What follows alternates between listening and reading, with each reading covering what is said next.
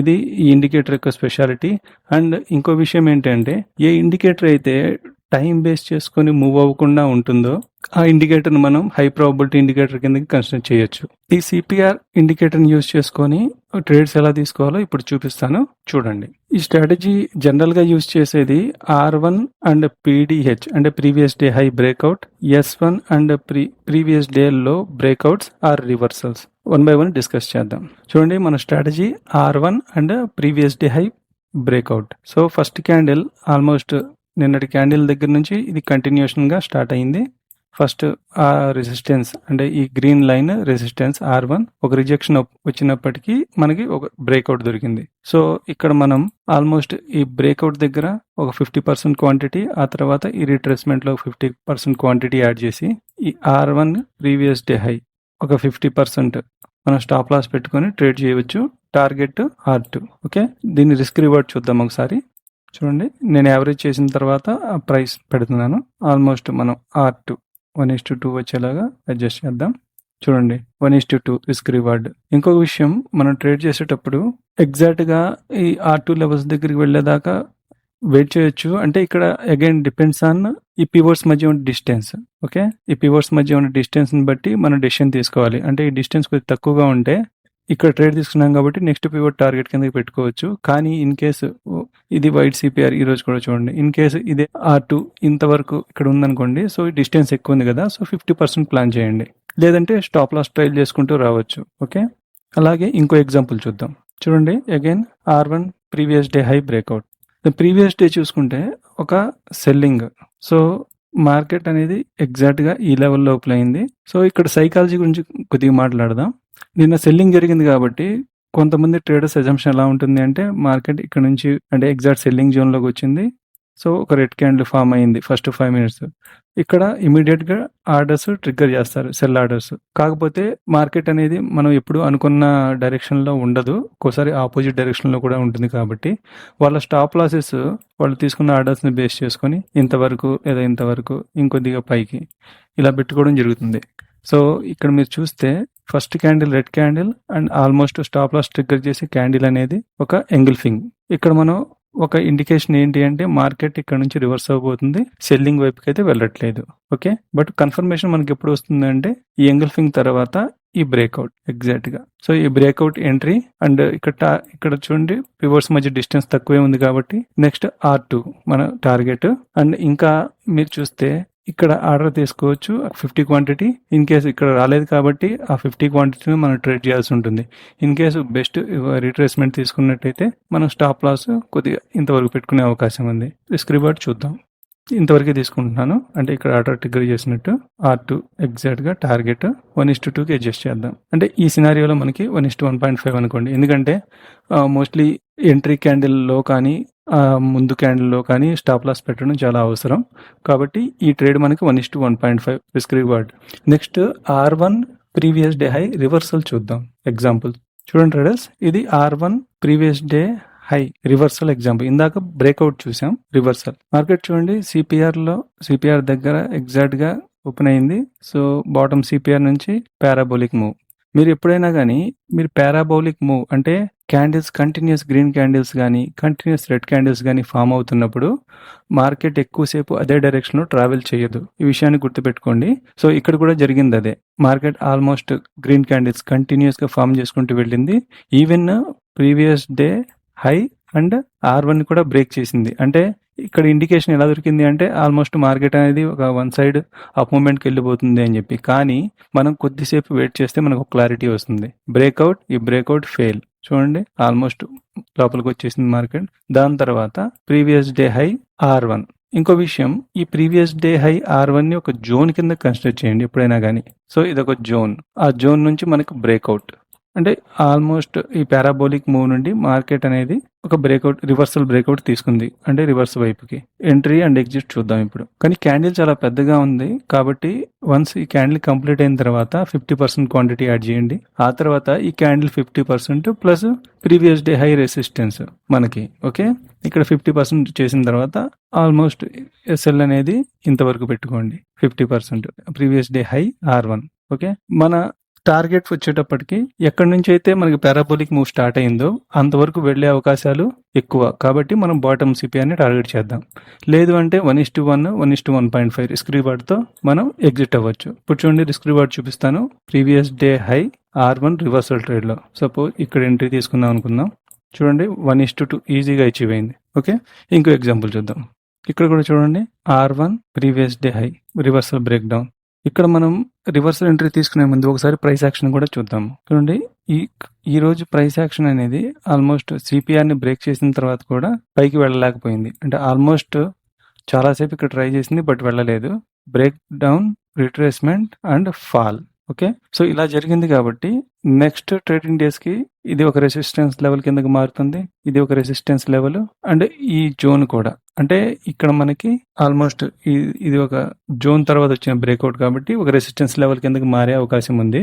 So next day మనకి మనం అనుకున్న లెవెల్కి మార్కెట్ రాలేదు, కానీ ఇక్కడ ఎగ్జాక్ట్గా ఎక్కడి నుంచి అయితే మార్కెట్ ఫాలో అయ్యే ముందు ఓ రిట్రేస్మెంట్ తీసుకొని ఫాలో అయిందో ఆ ఏరియాలో ఒక red candle. Okay, gap up open అయిన తర్వాత రెడ్ క్యాండిల్ ఇక్కడ దాకా. అంటే ఈవెన్ ఇక్కడ నుంచి బయర్స్ అనేది కొద్దిగా ట్రై చేసే బయర్స్ అనేవాళ్ళు, బట్ స్టిల్ ఈ ఏరియాని కూడా బ్రేక్ చేసింది. కాబట్టి మనకు ఇండికేషన్ ఏంటి అంటే మార్కెట్ కిందకి వెళ్ళబోతుంది. సో నా సజెషన్ ఏంటంటే ఇక్కడ ఇమీడియట్ గా ఎంట్రీ తీసుకోవడం కంటే వన్స్ ఇక్కడ రీట్రేస్మెంట్ వచ్చిన తర్వాత తీసుకుంటే మనకి రిస్క్ రివార్డ్ ఫేవర్ గా ఉంటుంది. కాబట్టి ఇమీడియట్ గా తీసుకోవచ్చు, బట్ సిపిఆర్ ఇక్కడ కొద్దిగా వైడ్ గా ఉంది కాబట్టి ఈవెన్ ఇక్కడ నుంచి రివర్స్ అయ్యే అవకాశాలు ఉన్నాయి.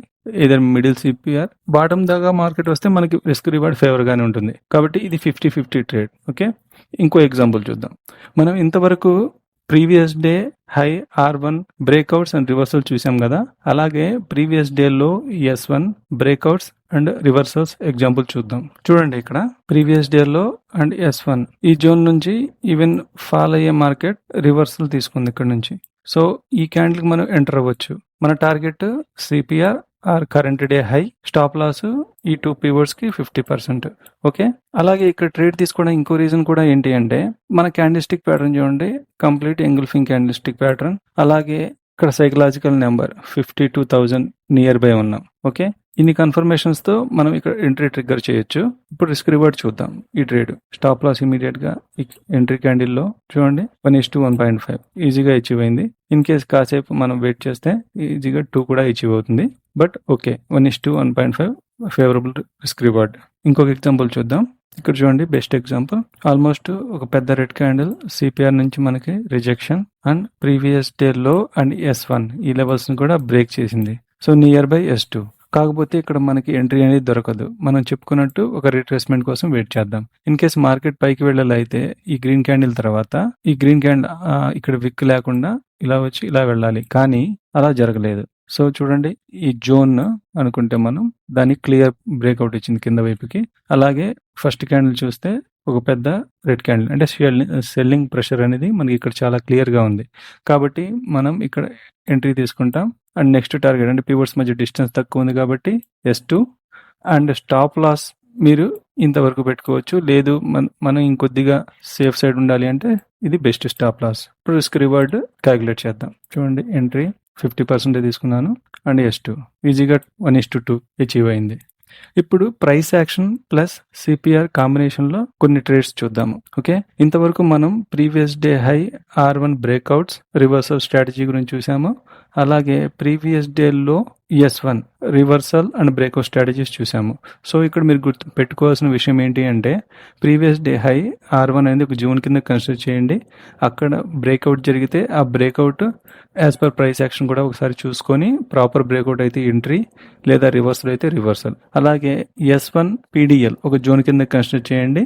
ఆ జోన్ బ్రేక్ అయితే ప్రాపర్ గా మనం బ్రేక్అవుట్ ట్రేడ్, లేదంటే రివర్స్ అయితే రివర్సల్ ట్రేడ్. ఇప్పుడు కొన్ని ప్రైస్ యాక్షన్ ప్లస్ మన సిపిఆర్ ఇండికేటర్ కాంబినేషన్ తో కొన్ని ట్రేడ్స్ చూద్దాం. ఇక్కడ చూడండి, ప్రైస్ యాక్షన్ కాంబినేషన్ అంటే ఈ రోజు మనం ఇక్కడ ట్రేడ్ చేస్తుంటే అట్లీస్ట్ 1 or 2 days మనం బ్యాక్ వెళ్ళి ప్రైస్ యాక్షన్ ఎలా జరిగింది ఏంటి అని చూడాలి. ఓకే, సో ఎందుకు చెప్తున్నానంటే చూడండి, first candle complete bullish candle and kind of narrow CPR. So trending day expect చేయొచ్చు. కానీ ఇక్కడ సినారియో ఏం జరిగింది, ఇది ఎగ్జాక్ట్ గా ఒక సెల్లింగ్ జోన్ దగ్గర ఉన్నాం మనం. ఒక సెల్లింగ్ జోన్ చూడండి, ఎగ్జాక్ట్ గా ఒక సెల్లింగ్ జోన్.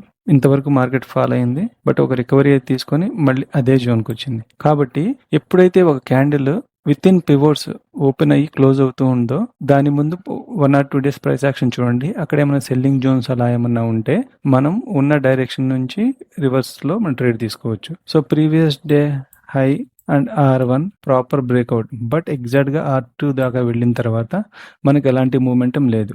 ఇన్ కేసు నిజంగా మూమెంటం ఉంటే చూడండి ఇలా ఉండాలి, కానీ అలా లేదు. సో మనకు ఇండికేషన్ దొరికింది, ప్లస్ ఇక్కడ సెల్లింగ్ జోన్.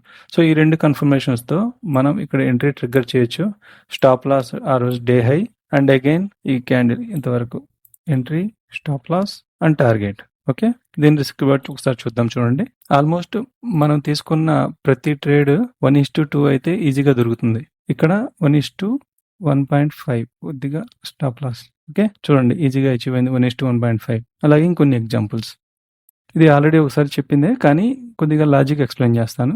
సో ఈ రోజు మనం ట్రేడ్ చేయాలనుకుంటున్నాం. ఇక్కడ నిన్నటి మార్కెట్ చూద్దాం. సో ఈ ఏరియా నుంచి ఒక moment, breakout and again retest, but ఒక జోన్లో మార్కెట్ అనేది ఇలా కంప్లీట్ అయిపోయింది. ఓకే, ఈ రోజు మనం ట్రేడ్ చేయాలనుకున్నప్పుడు ఫస్ట్ క్యాండిల్ చూడండి, రెడ్ క్యాండిల్. అలాగే ఆల్మోస్ట్ క్యాండిల్స్ అనేవి బాటమ్ సిపిఆర్ దాకా వచ్చి ఇక్కడ నుంచి పారాబోలిక్ మూవ్. అప్పుడు మనం ఎలాంటి ట్రేడ్ తీసుకోకూడదు. ఒకటి, మనం ఇందాక చెప్పుకున్నట్టు previous day high R1 reversal ఏమన్నా దొరికితే తీసుకోవాలి, ఎందుకంటే ఇక్కడ బ్రేక్అవుట్ ఫెయిల్ అయింది కాబట్టి. లేదు అంటే ఎక్కడైతే పారాబోలిక్ మూవ్ స్టార్ట్ అయిందో ఆ లెవెల్కి మార్కెట్ వచ్చినప్పుడు మనం ఎంట్రీ ట్రిగ్గర్ చేయాలి. సో ఇది కైండ్ ఆఫ్ ఒక మార్నింగ్ స్టార్ ప్యాటర్న్ లా ఉంది చూడండి. అంటే ఎగ్జాక్ట్ మార్నింగ్ స్టార్ అంటే కాదు, బట్ మనం అనుకోవచ్చు, ఇక్కడ ఎజమ్ చేయొచ్చు ఒక ఈ 2 క్యాండిల్స్ మార్నింగ్ స్టార్. సో ఎప్పుడైతే ఈ క్యాండిల్ కంప్లీట్ అయిందో ఇక్కడ entry trigger and next pivot, target. Okay, ఈ క్యాండిల్ 50% కానివ్వండి, లేదా క్యాండిల్లో కానీ స్టాప్ లాస్, ఇలా ట్రేడ్ చేయొచ్చు. నెక్స్ట్ డే కూడా చూద్దాం. చూడండి, ఇక్కడ ఈ రోజు మనం ట్రేడ్ చేయాలనుకుంటున్నాము. ప్రీవియస్ డే ప్రైస్ యాక్షన్ చూద్దాం. ఇది ఒక breakout zone, support and support. So ఇక్కడ నుంచి చూడండి, ఫస్ట్ టైం ఇంతవరకు వెళ్ళింది మార్కెట్, అంటే హ్యూజ్ బయింగ్. నెక్స్ట్ కొద్దిగా తగ్గింది, ఆ తర్వాత ఈ లెవెల్స్ నుంచి బయింగ్ అనేది డ్రాస్టిక్ గా తగ్గుతూ వచ్చింది. But next day market open అయిన తర్వాత ఈ క్యాండిల్ ని చూసి ఆల్మోస్ట్ అందరూ బయింగ్ వైపే ఉన్నారు. కాకపోతే ఇక్కడ బయింగ్ ప్రెషర్ అనేది తగ్గింది, చాలా మంది చూసి ఉండరు. కాబట్టి మార్కెట్ అనేది వన్ సైడ్ ఫాల్. ఓకే, ఇప్పుడు మనం ఇక్కడ ఎంట్రీ ట్రిగ్గర్ చేసేది ఈ బయింగ్ జోన్ అనేది వీక్ అయింది కాబట్టి ఎప్పుడైతే ఈ జోన్ ని బ్రేక్ అవుతుందో మనం ఎంట్రీ తీసుకోవచ్చు.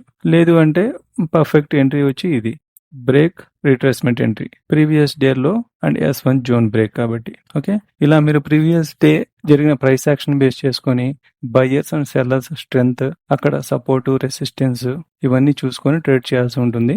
బట్ మనకి ఇండికేటర్ వల్ల యూజ్ ఏంటి అంటే మనకి ప్రాపర్ గా ఒక సపోర్ట్, రెసిస్టెన్స్ అనేవి కొద్దిగా ఈజీగా దొరుకుతూ ఉంటాయి. ఇంకో ఎగ్జాంపుల్ చూపిస్తాను చూడండి. Price action plus CPR indicator combination లో చూడండి ట్రేడర్స్, ఇక్కడ వన్ సైడ్ ఫాల్ జరిగింది. ఓకే, నెక్స్ట్ డే కూడా మార్కెట్ సమ్వేర్ ఈ ఏరియాలోనే ఓపెన్ అయింది. అంటే ఎప్పుడైతే ఫాల్ జరిగిందో మళ్ళీ ఓపెనింగ్ కూడా సేమ్ ఏరియా, ప్లస్ మనకి previous day high R1 zone resistance కూడా దొరికింది చూడండి. సో ఇక్కడ మనం ఈజీగా ఒక సెల్ ఆర్డర్ అయితే ట్రిగ్గర్ చేయొచ్చు ఎప్పుడైతే ఈ క్యాండిల్ బాడీ మనకి ఈ క్యాండిల్ బ్రేక్ అయిందో. సిపిఆర్ ప్లస్ దీని మీద డిస్టెన్స్ ఎక్కువ ఉంది కాబట్టి ఒక 50% చూడండి.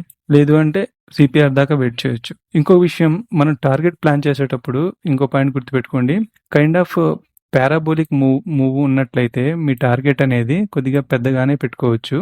లేదు అంటే నియర్ బై స్వింగ్ హై కానివ్వండి, అంటే ఇన్ కేసు లాంగ్ ట్రేడ్ లో ఉన్నప్పుడు, లేదా నియర్ బై స్వింగ్ లో షార్ట్ ట్రేడ్ లో ఉన్నప్పుడు అంతవరకే టార్గెట్ ప్లాన్ చేసుకోండి. మనకి ఆల్మోస్ట్ పారాబోలిక్ మూవ్ ఉంది కాబట్టి ఈ రోజు మనం తీసుకున్న తర్వాత ఇక్కడ ఎంట్రీ మనం వెయిట్ చేయొచ్చు. ఎందుకంటే ఇక్కడ చూడండి క్యాండిల్స్ పారాబోలిక్ మూవ్, టార్గెట్ అనేది కొద్దిగా పెద్దగా ఎక్స్పెక్ట్ చేయొచ్చు. ఇన్ కేసు ఇక్కడ ఏదైనా స్వింగ్ ఇలా ఉంటే మన నెక్స్ట్ టార్గెట్ ఇదే అవుతుంది. ఓకే, ఈ పాయింట్ గుర్తుపెట్టుకోండి. ఇది ట్రేడర్స్ సిపిఆర్ ఇంట్రాడే ఇండికేటర్ గురించి. కంటెంట్ నచ్చింది అనుకుంటున్నాను. మీరు ఒకసారి అర్థం కాకపోతే వీడియోని ఇంకోసారి చూడండి. ఇన్ కేస్ ఏమైనా డౌట్స్ ఉంటే కామెంట్స్ లో అప్డేట్ చేయండి. వీడియో నచ్చితే like and subscribe to my channel. Thanks for watching.